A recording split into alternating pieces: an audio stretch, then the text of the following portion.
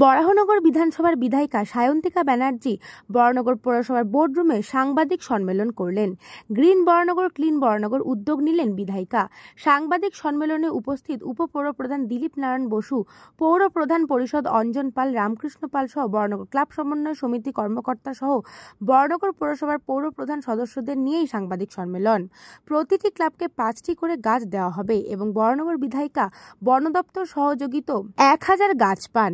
সেই গাছ বরাহনগর সমস্ত ক্লাব এবং আবাসনের হাতে তুলে দেবেন।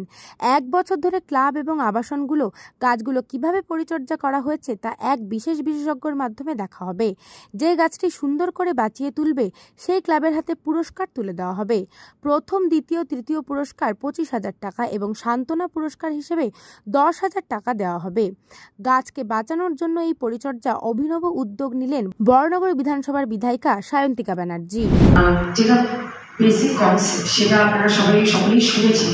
বৃক্ষরোপণের মতো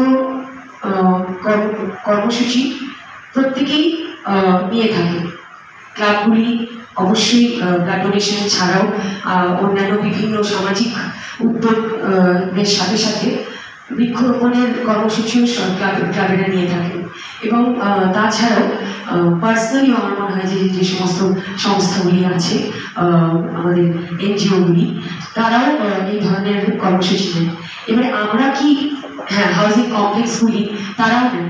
এবং আমরা কেন তা আলাদা করে প্রেস কনফারেন্স করে করছি, তার প্রধান কারণ হচ্ছে আমি 2-3 মাস আগে যখন বরাহনগরে প্রথম এসছি এবং প্রার্থী হিসেবে এসছি, তখন আমি নির্বাচিত হইনি, তখন আমি একটা ইশতেহার রিলিজ করেছিলাম, আপনাদের সকলের কাছে প্রকাশ করেছিলাম। সেই ইশতেহারে প্রথম 7টি পয়েন্ট ছিল এবং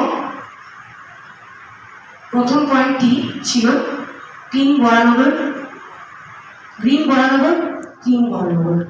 এটা আমার ইশতেহার এবং এটাতে আমার প্রথম কমিটমেন্ট যেটা ছিল যে আমি গ্রিন বরাহনগর, ক্লিন বরাহনগরের উদ্যোগ নেব। একদিনে তো হয় না, থ্যাংক ইউ সো মাচ, একদিনে হয় না, অল্প অল্প করেই drops of water makes an ocean, বিন্দু বিন্দু সিন্ধু। তো সেক্ষেত্রে প্রত্যেকজন বিধায়ক আমি অবশ্যই ধন্যবাদ জানাবো পশ্চিমবঙ্গ রাজ্য সরকারের আমাদের বন দপ্তরকে এবং আমাদের মাননীয় মন্ত্রী বীরবাহা, আমার ওনার সাথে আজকেও এই বিষয়ে কথা হয়েছে, বীরবাহা হাসদা।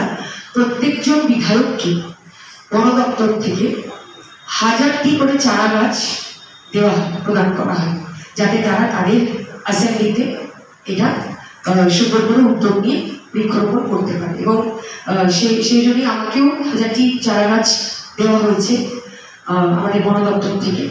কিন্তু আমি এটা আলাদা করে কেন একটা মানে নামকরণ করে একটা অন্য রকম একটা ইয়ে করে করছি, কারণ সেটা হচ্ছে যে এই সচেতনতা, এই রেসপন্সিবিলিটিটা আমার মনে হয় যে আমাদের প্রত্যেকে নিজে নেওয়া উচিত। শুধু ক্লাবের ক্ষেত্রে দায়িত্ব বা কোনো এনজিওর ক্ষেত্রে বা শুধু কোনো কমিটি বা হাউজিং কমপ্লেক্স তাদের নয়, প্রত্যেকের আমাদের এটা বোঝা উচিত যে অবশ্যই আজকে আমাদের গ্লোবাল ওয়ার্মিং এর জন্য যেভাবে আমরা যাচ্ছি, যে আগামী দিনে আমাদের আশঙ্কা হচ্ছে, আমাদের প্রত্যেককে নিজেদের জন্য আমাদের বৃক্ষরোপণ করতে হবে। এবং এটা যদি আমরা একটা অ্যাক্টিভিটির মতো করে নিই, বিষয়টা একটা টাস্কের মতো নিই, তাহলে আমার মনে হয় প্রত্যেকটি মানুষের ইনভলভমেন্টটাও আমি এই ধরনের একটা রেসপন্সিবল অ্যাক্টিভিটিতে আমি এনগেজ করতে পারি। যতজন আপনারা মেম্বার রয়েছে যারা মেম্বার এখনো হননি, কিন্তু আপনাদের ক্লাব বড় হয়নি, আপনারা প্লিজ আসুন এবং আমরা প্রত্যেকটি ক্লাবকে 5টি করে চারা গাছ আমরা দেব। মেহগনি আছে তাতে না, আর কি আছে? ফলের গাছ আছে অল্প, আমলকি, মেহগনিটা বেশি আছে। আমরা 5টি করে দেব।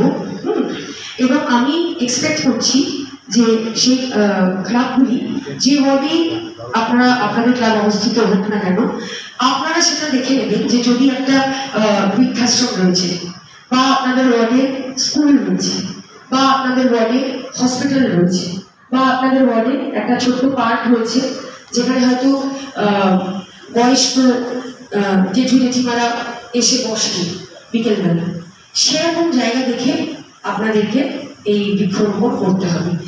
এবং আমি অনুরোধ করব আপনাদের সকলকে যে শুধু বৃক্ষরোপণ করে দিলেই হয় না, তার রক্ষণাবেক্ষণটাও তার থেকেও বেশি ইম্পর্টেন্ট একটা পদক্ষেপ। আমি বৃক্ষরোপণ করে দিলাম, কিন্তু তার একটা বেড়া করলাম না, টাইম টু টাইম আমরা জল সার দিলাম না, ঝড় জল বৃষ্টিতেই সেটা নষ্ট হয়ে ওয়াশড আউট হয়ে গেল, বা কোনো গরু অনেক সময় হয় মানে ছাগল গরু এরা খেয়ে নিল, তাহলে আমাদের লাভ নেই বৃক্ষরোপণ করে, তাহলে আমরা সাকসেসফুল হলাম না। অযত্নটা আমাদের যদি করি বৃক্ষরোপণ করে, তাহলে আমাদের কারোরই লাভ নেই। রক্ষণাবেক্ষণটাই মেজর পদক্ষেপ। তাই রক্ষণাবেক্ষণ করতে আমরা রিকোয়েস্ট করব, এবং একটা বেড়া সেখানে অতি অবশ্যই করে নিতে আমরা রিকোয়েস্ট করব। ব্যুরো রিপোর্ট, নিউজ বঙ্গ টাইম। আস্থা পলিক্লিনিক ও ডায়াগনস্টিক সেন্টার, এক ছাদের তলায় বিশিষ্ট চিকিৎসকদের চিকিৎসা পরিষেবা পেতে আজই আসুন আস্থা পলিক্লিনিক ও ডায়াগনস্টিক সেন্টারে। আমাদের ঠিকানা নোনা চন্দনপুকুর, চ্যাটার্জিপাড়া। আমাদের যোগাযোগ নম্বর 7003758330। फास्ट मूविंग वर्ल्ड में वही आगे है जिसके पास है स्पीड, जैसे मेघबाला ब्रॉडबैंड। सही स्पीड सही पहचान।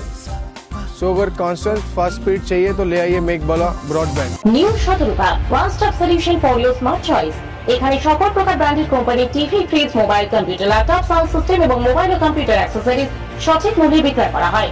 প্রতিটি কেনাকাটায় আকর্ষণীয় ছাড় এবং নিশ্চিত উপহার। ঠিকানা ইন্দ্রলোক, সোদপুর, কলকাতা 110 এবং Muragachha, Sodepur, Kolkata 111। Animesh Suzuki, BT road, Agarpara. Motorcycle মানে সুজুকি। মোটরসাইকেল সেল এবং সার্ভিস করানো হয় অত্যাধুনিক যন্ত্রের মাধ্যমে। এখানে অত্যাধুনিক মডেলের বিভিন্ন গাড়ি পাওয়া যায়। পাবেন Suzuki Hayabusa, Suzuki Gixxer, Suzuki Bergman, Suzuki access 125 এবং সাথে সার্ভিস সেন্টারের সমস্ত সুবিধা। আমাদের শাখা আগরপাড়া, ব্যারাকপুর ভিআইপি তে। সকলকে সাদর আমন্ত্রণ। ওম সাই ব্যাংকুয়েট অ্যান্ড গেস্ট হাউস। আপনার পরিবারের যে কোনো সামাজিক অনুষ্ঠানের জন্য আসুন ওম সাই ব্যাংকুয়েট অ্যান্ড গেস্ট হাউসে। এই অঞ্চলের সবচেয়ে বড় সেরা ব্যাংকুয়েট। সিজন টাইমের ভিড় এড়াতে এখনই বুকিং করুন। আমাদের ঠিকানা ডাক্তার গোপাল চ্যাটার্জি রোড, সোদপুর, গির্জা। আমাদের যোগাযোগ নম্বর 9051714263।